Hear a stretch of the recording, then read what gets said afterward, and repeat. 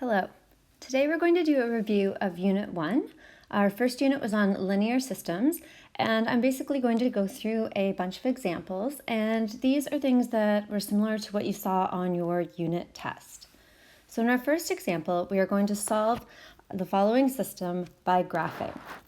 So we are given two different equations here. We have our first equation, which is 3x plus 2y is equal to 6, and our second equation, x minus 2y is equal to 10. And because we're going to solve this system by graphing, we need to graph these two lines. Now there's various ways to do it, but the way I'm going to do it is by switching it into slope y-intercept form and then plotting the y-intercept and plotting the slope. So that means I'm going to start by getting y by itself. So for our first one, that's going to give us 2y is equal to negative 3x plus 6. Now we're going to divide everything on the right by, we're going to divide everything on the right by 2, and that gives us negative 3 over 2x plus 6 over 2.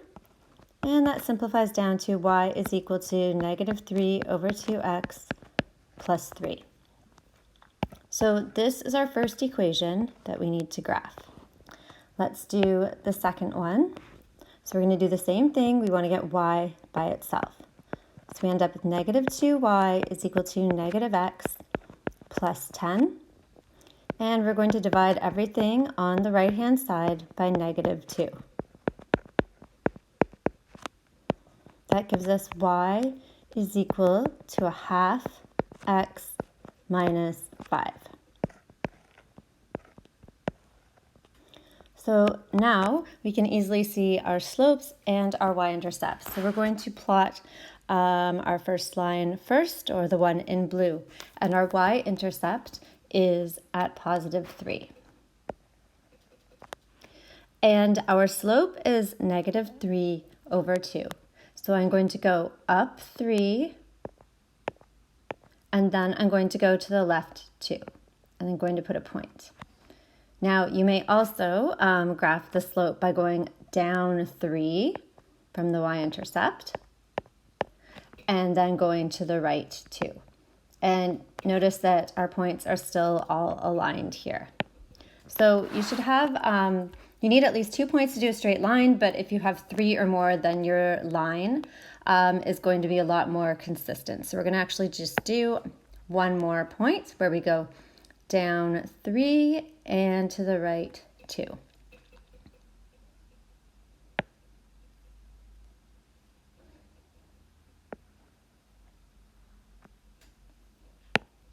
And make sure that you extend your line past your last graph points and try and take up as much of the grid as possible. So here's our first line, and now we're going to do our second one. So I'm going to do the second one a little more quickly.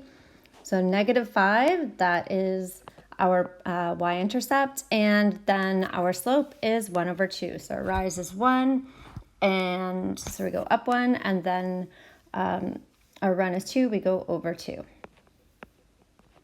And you can see right here where these lines are going to intersect.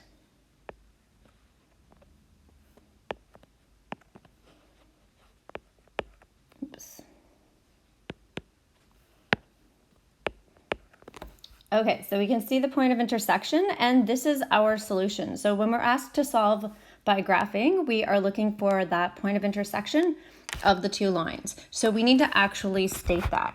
So therefore, the solution, or POI, which is short for point of intersection,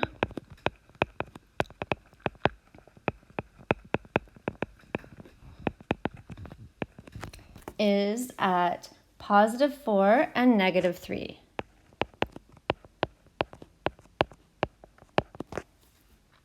So that's our first example, solving a system or a linear system by graphing. Next up, we are going to solve a linear system using substitution. So we have two equations here. We have 5x minus y is equal to 4, and we have negative x plus 3y minus 2 is equal to 0. when we solve by substitution, we need to take one of the equations and isolate one of the variables. Now, it doesn't really matter which one, and sometimes one is easier to do than the other. And after we've isolated that variable, we're then going to do a substitution. So we're going to put one equation into the other. So I'm going to label this one as the first equation, this one as the second equation, and I'm going to rearrange the first one so that y is by itself. And we can easily do that just by moving y to the right-hand side and the 4 to the left-hand side. So that gives us 5x minus 4 is equal to positive y. And what we're going to do is we are going to then take that 5x minus 4 and we're going to put it in for y in the second equation. Okay, right there where I've underlined the y. So we need to state that that's what we're going to do. So we're going to do 1 into 2. So we end up with negative 3x plus 3. And now instead of times y, we have 5x minus 4. And then minus 2 is equal to 0. Now we only have one variable, so we're going to expand and simplify and then solve for x. So we have negative x plus 15x minus 12 minus 2 is equal to 0. So negative x plus 15x gives us 14x. And then we want to bring our numbers without x onto the other side. So that's going to be a positive 12 and a positive 2. So we have 14x is equal to 14. We want to get x by itself, so we're going to divide by 14 on the right-hand side, and we end up with x is equal to 1. So now that we have that x is equal to 1, we are going to take that and we're going to substitute it again. So we want to do x, let's just make that into an arrow, x is equal to 1 into, we're going to go into the first equation. So notice at the beginning we went into the second equation. So we went into 2, now we need to go into 1. So you have to switch back and forth. You can't just keep putting it into the same equation, otherwise you're just confirming what you've already done. So you can put this either into the original form of the equation, or you can put it into the second form of the equation where we've isolated y. And I'm going to use the second form and write it in proper form with y on the left-hand side. So we're going to put in 1 where we see x. So we end up with y is equal to 5 minus 4, and y is equal to 1. So in this case, our solution is 1 and 1.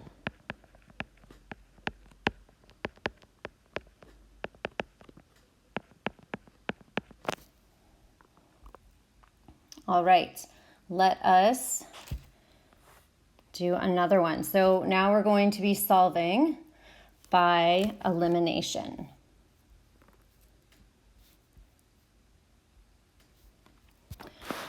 And we're going to start off by just numbering our equations first before we even get into what elimination is. So elimination, literally you want to eliminate something. So you want to eliminate one term or one variable so that you have one equation with only one type of variable left. Okay, so we are going to put eliminate a term. That's what we mean by elimination. So in order to do this though, we need to make two terms between the equations look the same. So if you look at the first equation, we have a 5x and then we have a positive 3y.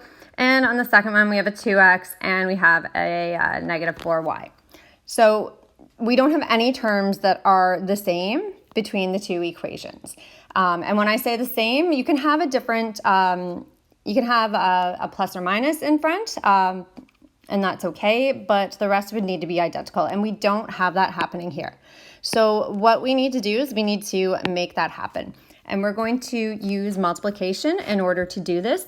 And there's more than one way to do it, but I'm just going to show you one way. What we're going to do is we are going to make these first two terms identical. So right now we have a 5x and a 2x, but we're going to make them identical terms. And a way to do that is to multiply the first equation by the number 2 and multiply the second equation by the number 5. Because 5x times 2 gives us 10x and 2x times 5 also gives us 10x. So I'm going to do that and rewrite them. And you need to make sure you're multiplying the entire equation by 2 and the entire equation by 5.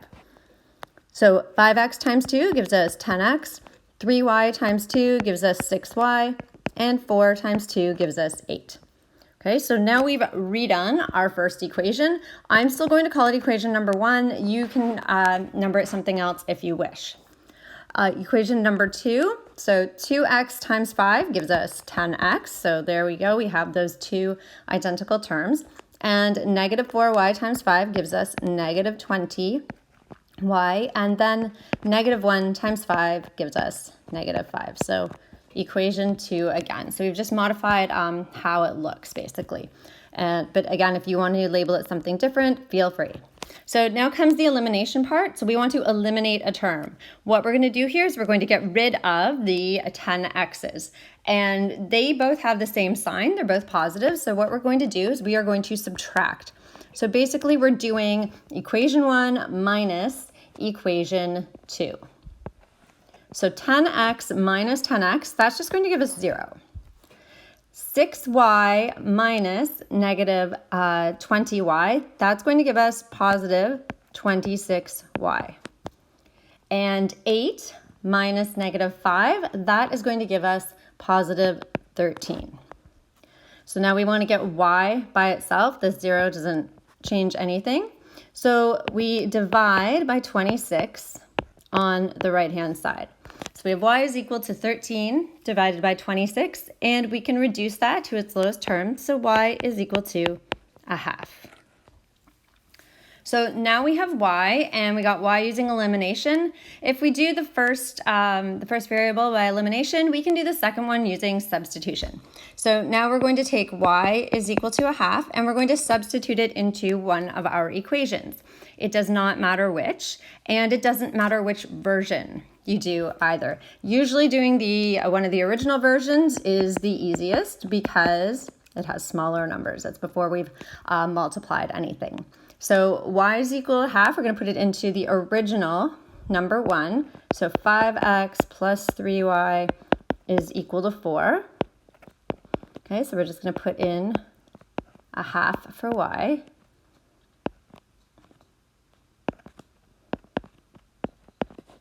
And that gives us 5x plus 3 over 2 is equal to 4.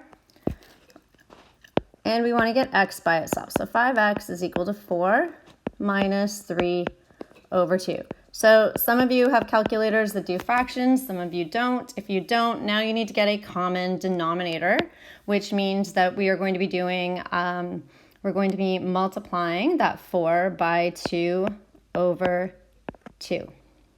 So that's going to give us 8 over 2 minus 3 over 2. So we have 5x is equal to 5 over 2. And we're almost there, getting x by itself. So x is going to be equal to 5 over 2 divided by 5.